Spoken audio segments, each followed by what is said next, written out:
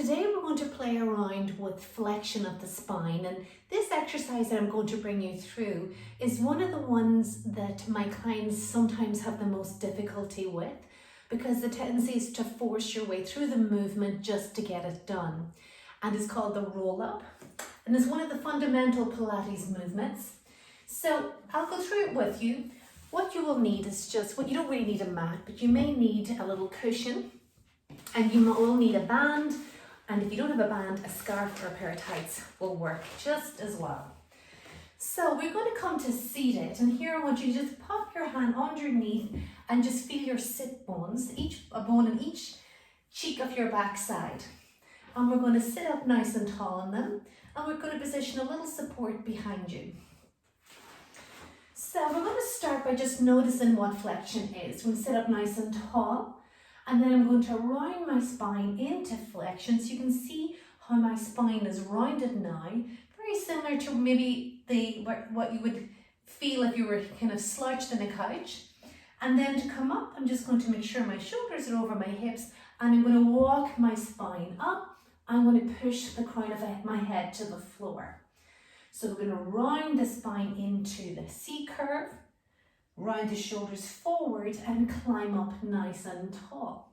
So we're looking for loads of balance movement through the spine from the top of the neck right down into your tailbone and climbing up nice and tall.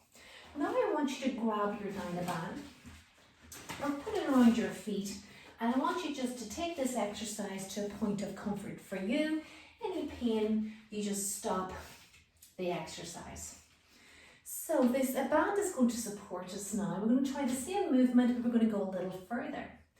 You're going to start by thinking of those sit bones sliding down towards your heels. You're going to roll back, sliding your sit bones down to your heel. You feel the back of your pelvis now hit the mat. Round your shoulders forward and climb your spine right on top of your pelvis nice and tall.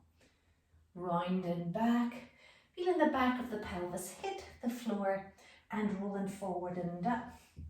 Now we're using the band as a brake so we don't fall back too quickly. But what we want our body to do is use our abdominals, namely our rectus abdominis here to the front, to do the same job that you're doing with your Dynaband. So with that, you can keep your hands here. If you're pretty confident, you can bring them out for a little more challenge. So as we go back, we're thinking of those abdominals just contracting to hold and slow you down. And then to bring you up, they're going to have to contract even more to bring you forward and up. So let's remind ourselves where we're working. Top of the pelvis, right up underneath the rib cage is where we feel those muscles slide together to contract. So with that in mind, we feel those muscles slide together, tap like a slow brake to stop us rolling back too quickly. And then they really have to contract to reel you back up so you can let them go right at the top. You want those muscles to help you get a lovely dynamic fluid movement. We never want to grip or clench those muscles because once they're gripped or clenched, you've nowhere to go with them. They need to stay dynamic, they need to be able to lengthen, they need to be able to shorten. So with that, as you go back, you'll notice the less you feel grip or hold in the shoulders, the more effective your core is at working the spine into flexion and back again. And as importantly, at the top, you let them lengthen and release.